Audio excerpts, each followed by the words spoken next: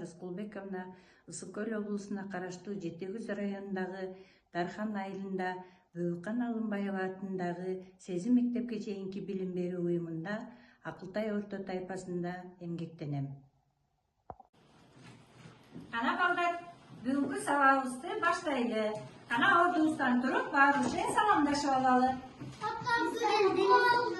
Саламатсыңарбы балдар? Саламатчылык. Келгиле отуралы. Бүгүнкү биздин сабагыбыз математика сабагынан геометриялык фигуралар ой жүгүртүүнүн ачкычы деген темада бүгүн сабак өтөбүз. Кана балдар, биздин бүгүнкү сабактын максаты балдарды негизги геометриялык фигуралар менен тааныштыруу, фигураларды күнүмдүк турмуштагы предметтер менен салыштырып, аларды таанууга үйрөтүп, балдардын көрүү, угуу, логикалык ой жүгүртүү жана майда моторикасын өнүктүрүү.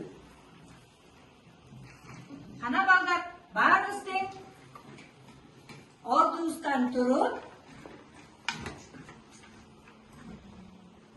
турабыз катар тегерек, саламдашуу эңгелек, баарыбызга кутман күн, ар бирибиз жылмайсак, жайдары күн башталат. Кана ар бирибизге бири-бирибизди карап, жылмайып коелу балдар. Азаматсыңар. Азаматсыңар, келгиле отургула. Кана балдар, бүгүнкү биз геометриялык фигураларга саякатка чыгалы. Биринчи кайсы фигураны көрдүңүз?